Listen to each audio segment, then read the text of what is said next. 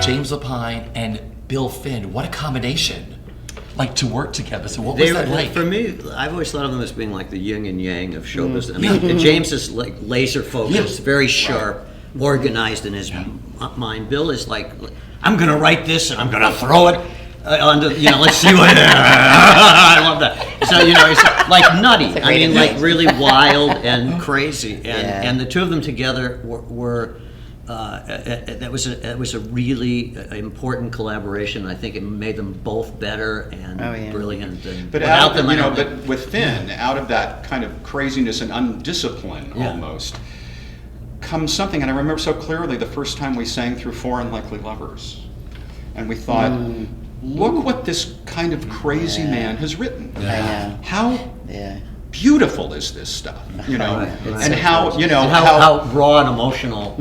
Yes, he is. It's like a raw emotion. It was fascinating. I also remember thinking I wasn't in that song, so that was kind of a problem for me. But that's a whole nother. Well, issue. take it from us. Stephen, for you, being in that room with that original collaboration of the two of them working, what it was like for you? Well, I came into the game a little late when we were doing March of the Falsettos in 1980. You guys had been in rehearsal for a week or two, and the guy who played Whizzer got offered Day in Hollywood, That's right. in Ukraine. I actually forgot that. And he left the show. John. Who was it? It was John Sloman. He left the show, and they literally just had like 12 of us guys, 15 of us come in, sing a song. I sang Pinball Wizard. Oh my God. And at the end of the day, they called my agent and they said, okay, you got the job. And we really didn't know what we had. Bill it was very scattered, and James was trying to pull together an arc for a story. We were in a studio, upstairs studio, Playwrights, obviously, that no longer exists. There were, what were there, like not even 100 seats, maybe 75, 80 seats. Yeah. Tiny theater. Tiny. The ticket prices were $12. We made $102 a week. And then we moved downstairs into their bigger theater when Frank Rich came and sort of gave us a really solid. That was right after I told Andre, I said, we should. Do you guys want Frank Rich to show? Do you want the critics to come? I said, are you kidding me? We are so not ready to open. This show cannot open. We are in no condition. We kept bringing our friends to the show and saying, well, is this any good? Is this any good? So that you didn't want to bring like people from the business until you had some. We're ready for that. Frank Rich came and loved it. And it put us on the map. But I mean, those early rehearsals were fun because all I remember is like one of the things I remember is Lapine, like Bill would show up with a new song and Lapine would like read it down on a sheet of paper and go like, okay, we're not doing that. Throw it on the floor.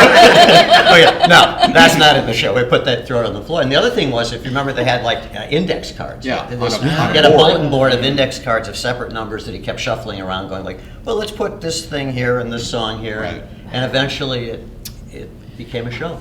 He did that in Falsettoland too, because I remember Bill. He would send Billy away to write, and then somebody would they would messenger somebody up to get the music. He'd bring it down, and James would go, "Oh, that's not what I wanted. I didn't ask." You for just that. like toss it. No. Also, in those early days, particularly in March of the Falsettos, Lapine was basically wandering around with a Corona in one hand. It's like, it was very loosey goosey. Yeah, it was so loose. I mean, he was young drinking beer all through the hippie. He was like chugging Coronas. It was okay, let's what's going on here. I said 1980, but it was 1981.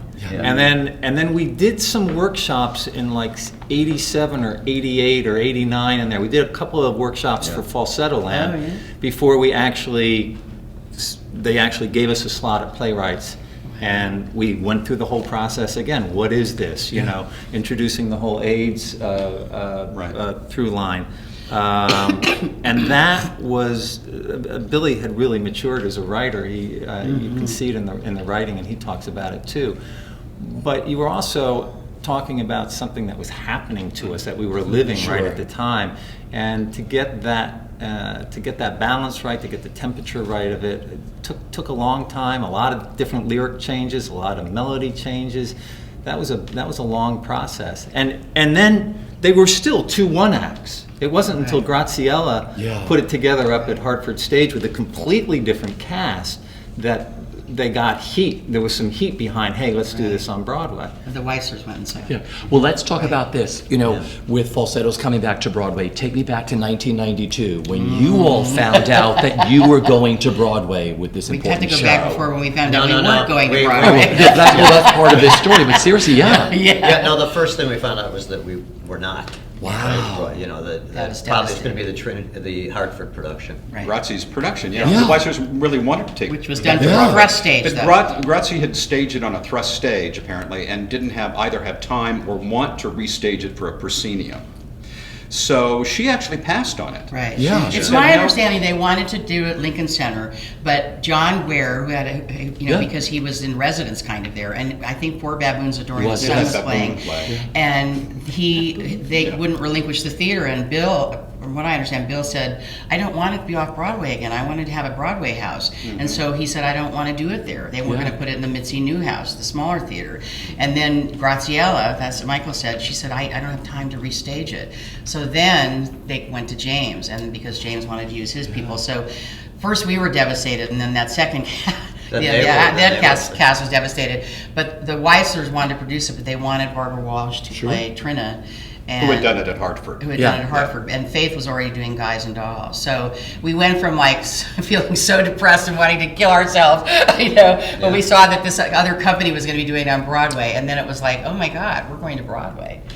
So when you each found out, I mean, like I said, there's musicals like Fun Home now that, I'm sure these musicals set the tone for shows like Fun Home. I mean, I think, yeah. this was a lot at absolutely. that time to bring to Broadway. Did you think it was going to be successful? I mean, were you just happy you were going? I think we did think it would be successful. I Yeah. mean, I don't know that I thought it was going to touch so many lives in such a profound way. But we had done Falsettoland. We knew what that 90 minutes, that 70 minutes Yeah. did to its audience. And, but you're still going, you're going to the, you're going where you have to fill, 800, 900 seats a night. Where you work, just, down at the Lortel, we had 200 seats. Yeah. And, clearly we didn't do as well there because Chip wasn't with us Yeah. in the cast. Yeah. Thank you. Thank you. He was a presence. He was the oldest member and the best known. And he wasn't with us. But it kept showing up outside. Wandering around outside. It's wandering around outside. Very odd. You eventually took him in. But Michael, it was for you, it was yeah. interesting, again, once we put once we did the two together, I mean, it was there. Then we were also in the Golden Theater, which is tiny. It's one of the smallest houses, and the teeny tiny band is in the back. So I'm literally like we're this close to the first row, and there were so many times during the show where at the end of the first act, at the end of Father to Son, after all this craziness, I would look down and there'd be like, always like some guy, usually a guy, sitting there going, "What did my wife bring me to?" In the front row, like going from Westchester, some guy from Westchester. And then that same guy, by the time we got to the bar mitzvah, I would, because we could again easily see these people, the same guy would be in tears, and I'm thinking like, we really are doing something here. I mean, the writing and the direction and the performers, I mean, obviously, this story has touched people, even people who were resistant to it, perhaps. Yeah. It seems now like it wouldn't have been so controversial, but it really was. I mean, I ended up after the Broadway run touring with the show for a while and playing Trina. Oh, that's right. And in the hinterlands, I mean, we had many times people walking out, people saying. I remember in Miami Beach, we could hear a guy when the lights came up on Whizzer and Marvin in bed. He went, "Oi, again with the boys," and everyone on stage, and all of us backstage. Were like, but that, it was not an easy sell. I mean, maybe easier in New York, but when we were out in the rest of the country, it seems tame now compared to what has followed, but it really was groundbreaking. Something has to change it. Something has to change an audience, and this was the show that did it. That sort of brought this out to them. My uncle was always still Yeah. angry about it. He said, "How could you starting a show? Yeah, you're starting a show with 4 Jews in a room bitching. How can you? How dare you? How dare you sing that song?" Wait, is your by the way, uncle Jewish? because I am Jewish. I am Jewish. Unlike some of the fake Jews that are. You know, on a serious note too. Also, just for me, one of the great and really sad memories of Falsettos on Broadway was going through the alley of the Golden Theater, and there were so many tears shed in that alley with actor friends of ours, friends who had lost friends. Yeah. So many people that we knew, and standing there and just hugging each other, and I mean, you know, it was an incredibly emotional experience. And the number of people too who were, who I remember people suffering from HIV. People were sick. Who would come to the stage door and just thank us for this, saying things like, "I'm in town to go to Sloan Kettering. And we came to see this," and and even opening night. I don't know if you guys remember this. Opening night on Broadway, Lapine.